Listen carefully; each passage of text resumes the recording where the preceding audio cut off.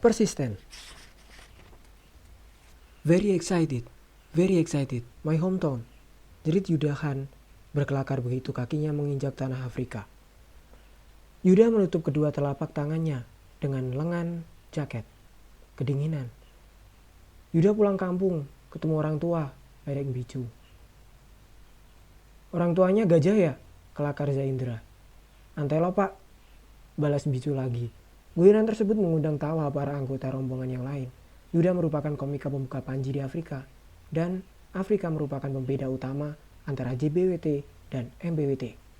Dengan menginjakkan kaki di Afrika, Panji sah ditahbiskan sebagai satu-satunya pekarya dari Indonesia yang sudah World Tour ke-5 benua setelah sebelumnya baru ke-4 benua.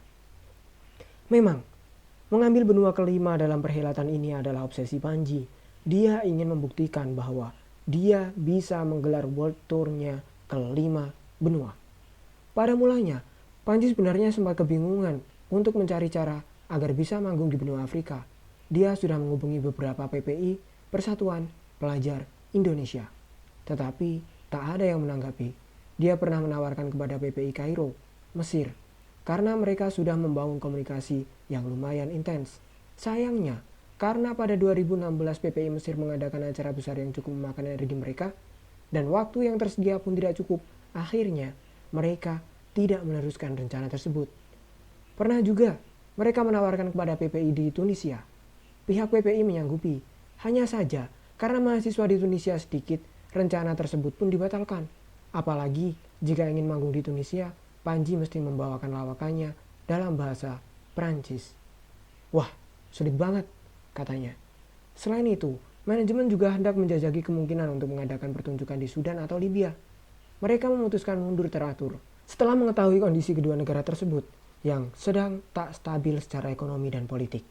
Akan tetapi, Panji yakin betul bahwa Panji ada jalan untuk bisa tampil di benua Afrika. Toh, pernah juga ada band Indonesia yang tampil di Afrika Selatan, yaitu Wet Shoes and the Couples Company. Manajemen sendiri merasa bahwa mereka terpentok jalan buntu. Mereka meyakinkan Panji untuk lebih realistis. Lalu suatu hari ada kejadian yang aneh banget nih. Semacam kebetulan yang luar biasa. Gue sendiri sebenarnya gak bisa memformulasikan kenapa hal tersebut bisa terjadi. Tapi itulah yang terjadi. Dan semuanya berawal ketika gue ketemu dengan teman lama gue. Namanya Helmi. Dia cewek, kata Panji. Helmi ini dahulu sering memberikan pekerjaan kepada Panji untuk menjadi pembawa acara di sejumlah kegiatan di kantornya. Setelah mengobrol ngalor ngidul, Panji bertanya tentang pekerjaan dan tempat tinggal Helmi. Helmi bercerita bahwa dia sedang mengurus dokumen untuk keperluan tinggal di Afrika Selatan.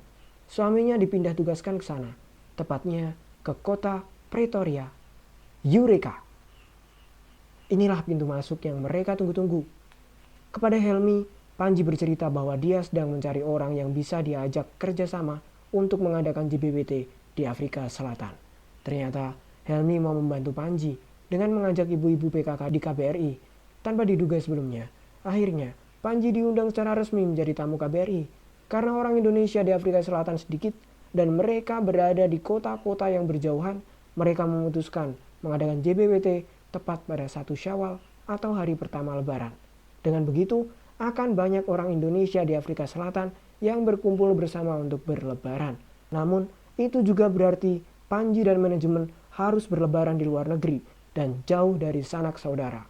Sebagai family man yang selalu menempatkan keluarga sebagai prioritas utama, keputusan untuk manggung ketika Lebaran tentu berat bagi Panji dan timnya. Namun, toh akhirnya mereka mengambil kesempatan tersebut karena tahu bahwa kesempatan seperti itu jarang datang untuk kali kedua. Panji sendiri manggung setelah sholat Idul Fitri dan halal bihalal warga Indonesia di Afrika Selatan. Pada saat itu, suhu udara mencapai angka 0 derajat Celcius, dingin sekali. Saat khutbah Id, khotibnya saja sampai gemetar, kenang Panji. Dan di panggung di Afrika ini adalah satu-satunya panggung JBWT yang outdoor, di luar gedung. Sebenarnya, manajemen sudah menetapkan standar panggung JBWT haruslah panggung indoor agar penonton tetap fokus mendengarkan materi dan kualitas suara bisa dijaga dengan baik. Sebaliknya, panggung di luar bisa membuat penonton tak fokus karena bisa terganggu dengan kondisi di luar. Padahal, salah satu kekuatan stand-up komedi ada pada vokal dan permainan diksi yang harus terdengar jelas oleh penonton. Akan tetapi, berkat jam terbang Panji yang sudah menaklukkan banyak panggung, dia bisa memberikan penampilan terbaiknya dan penontonnya terhibur dengan guyonan yang Panji bawakan. Bahkan, salah seorang penonton yang merupakan warga Afrika bernama Zakir merasa senang dengan penampilan Panji. Very informative, kata Zakir. Dia mengerti sedikit bahasa Indonesia karena istrinya berasal dari Indonesia. Zakir tertarik dengan beat Panji tentang binatang karena terkait erat dengan kondisi dunia sekarang ini. Bagi Yuda, panggung di Afrika Selatan ini merupakan yang paling wadaw baginya. Panggung terbuka dan jarak dengan penonton jauh karena letak kursinya. Tapi begitu sudah diminta untuk mendekat, penontonnya asyik banget. Kata Yuda, penampilannya sendiri pecah. Setelah acara selesai, Yuda memberikan penampilan tambahan, karaoke.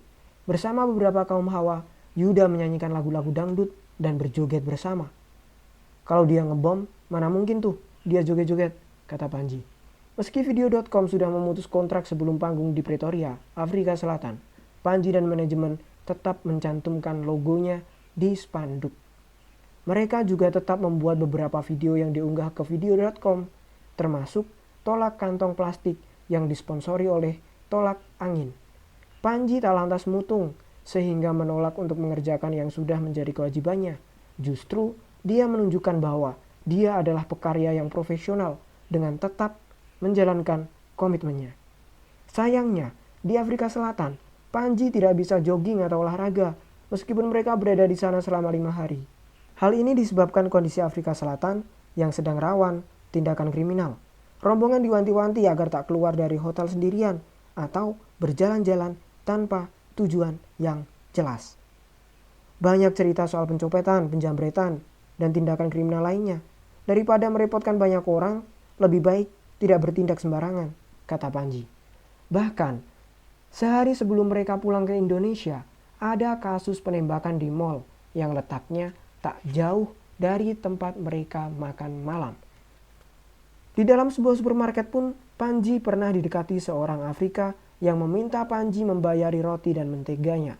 Jenis gelandangan di Afrika.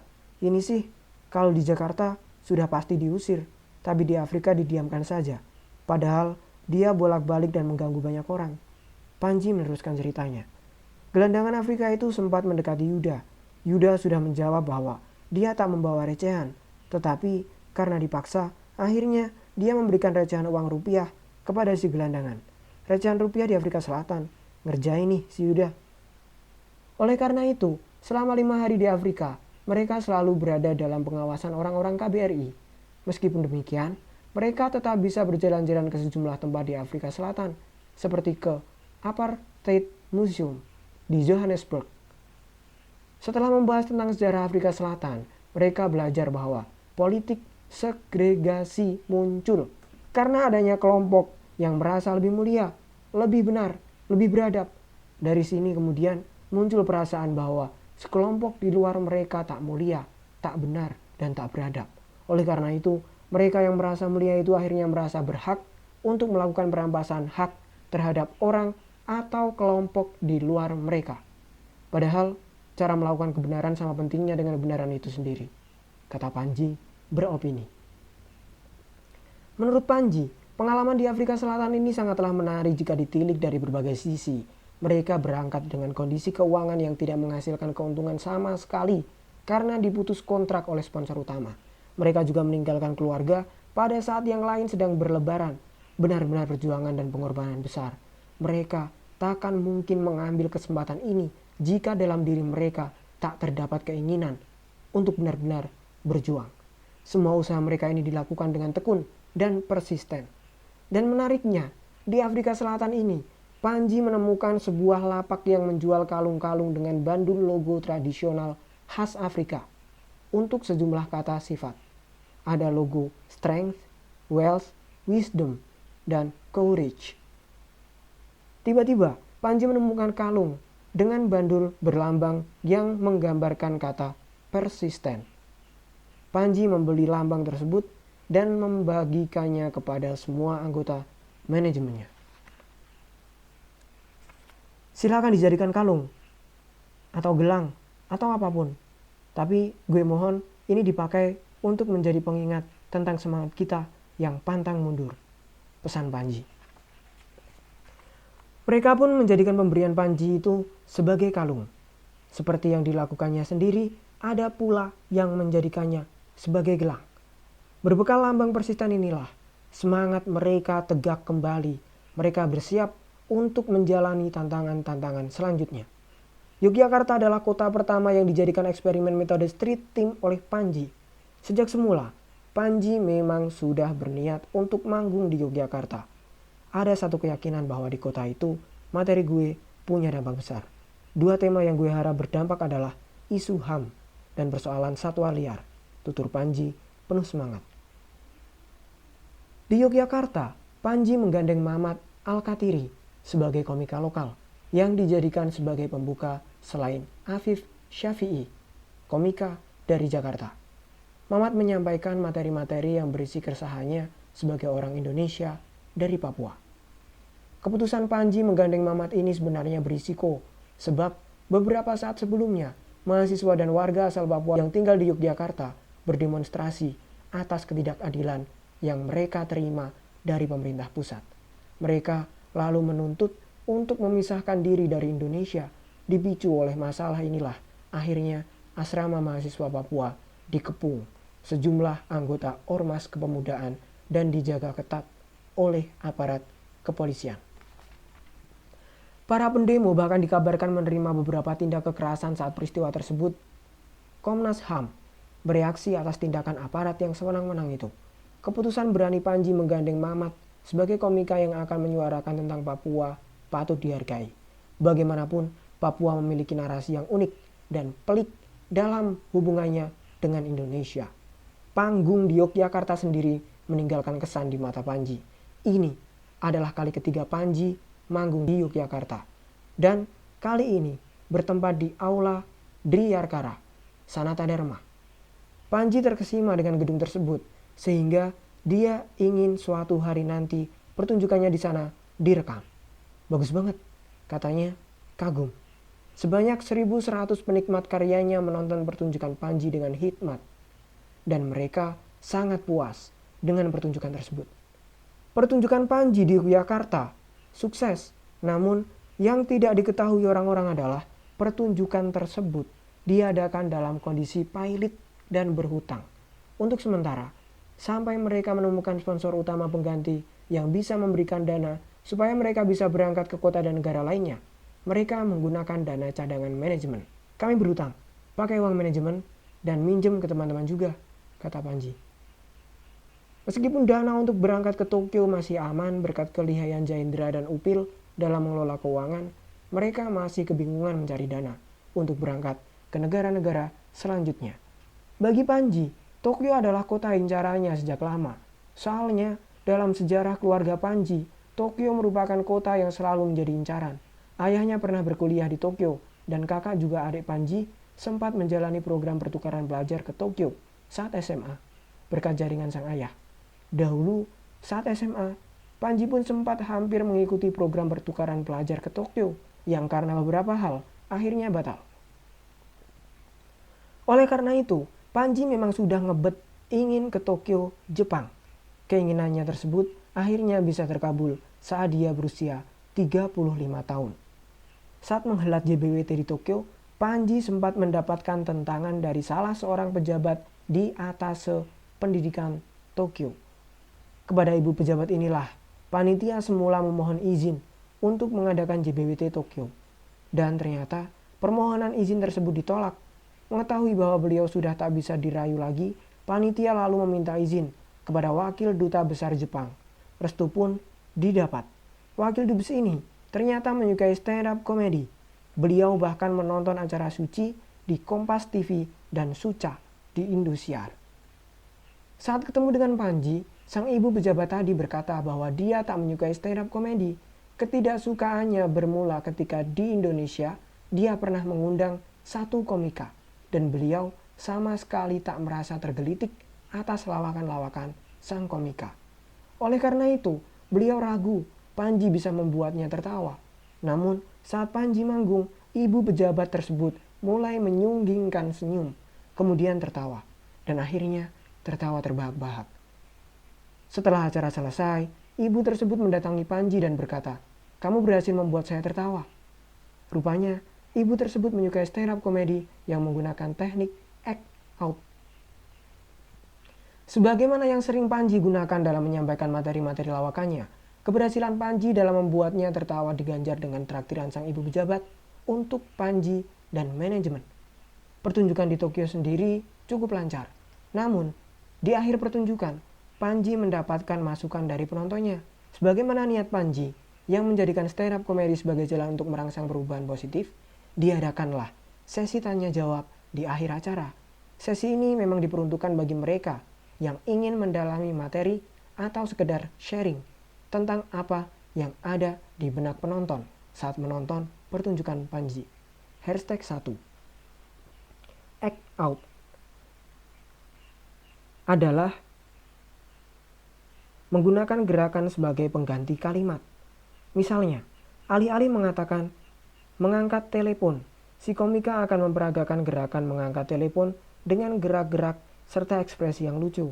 Biasanya, act out memiliki tingkat keberhasilan yang tinggi jika digunakan sebagai punchline. Penny. Ada seorang penonton yang tidak bertanya secara langsung, tetapi menuliskan keresahannya melalui surat elektronik kepada Zaindra. Secara umum, dia menyatakan puas dengan penampilan Panji.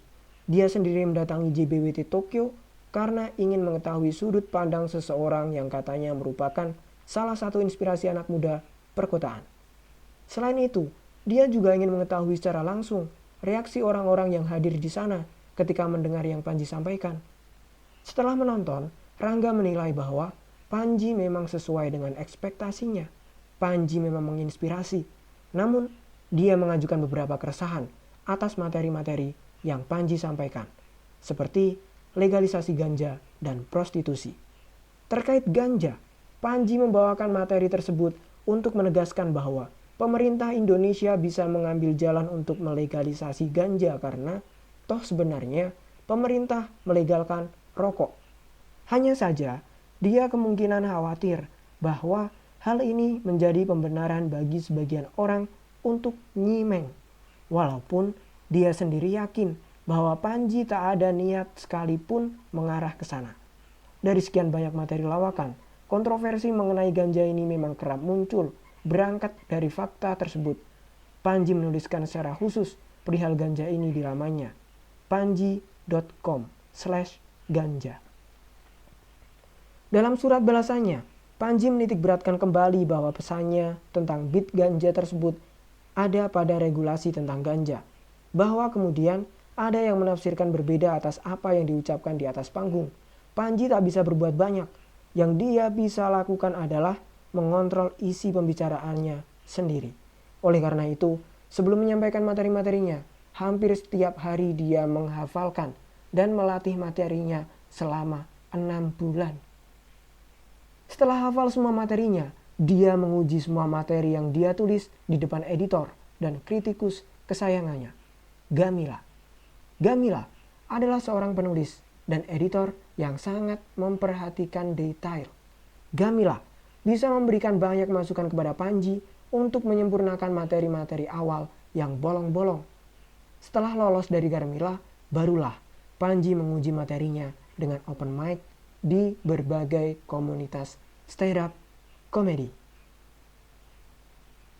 Karena proses ngebadanin istilah Panji untuk meresapi setiap materi lawakannya selama 6 bulan itu, dia hafal betul semua diksi dan beat-beat yang dia lemparkan di panggung.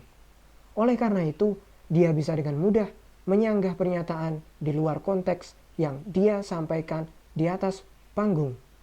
Misalnya, dalam surat yang dikirimkan, Rangga menyatakan bahwa menurut Panji negara-negara yang melegalisasi ganja itu selangkah lebih maju Sehingga Indonesia pun bisa mulai membuka opsi terkait legalisasi ganja. Panji menegaskan, dia tak pernah mengatakan hal ini.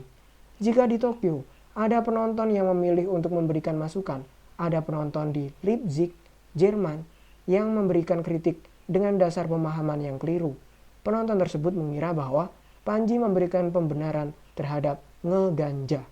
Bahkan di akhir kritikannya, dia menyarankan Panji untuk mengurangi pemakaian ganja. Padahal dalam materinya, Panji jelas-jelas mengatakan bahwa dia tak menggunakan ganja. Panji juga pernah menyatakan dalam artikel khusus mengenai ganja di lamanya, bahwa selama ini orang-orang lebih fokus terhadap kegunaan ganja sebagai bahan untuk nyimeng. Padahal ganja punya manfaat lain yang bisa berguna di dunia medis. Kemudian, terkait dengan tema prostitusi, orang ini melihat bahwa solusi ideal untuk masalah ini adalah pernikahan dan keluarga. Sebagai seorang muslim, perzinahan adalah dosa, kejahatan, zalim. Dia melihat bahwa prostitusi ini sama dengan kejahatan lain seperti pencurian dan pembunuhan yang tak pernah berhenti.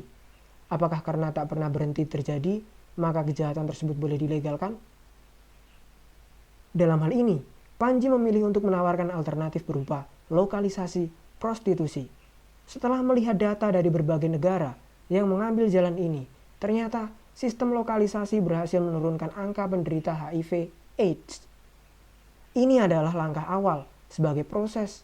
Tentu saja, Panji sendiri membuka diskusi untuk mencari solusi terbaik mengatasi masalah HIV/AIDS ini.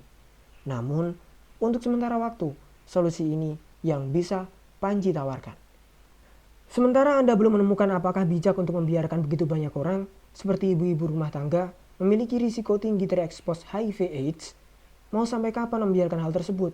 Tidakkah sebaiknya kita hargai proses dan mengambil solusi yang kita punya sekarang demi menyelamatkan orang-orang, menghilangkan risiko AIDS sampai dengan 46% sampai kita mendapatkan solusi yang terbaik? Berproses bukanlah tidak melakukan apa-apa.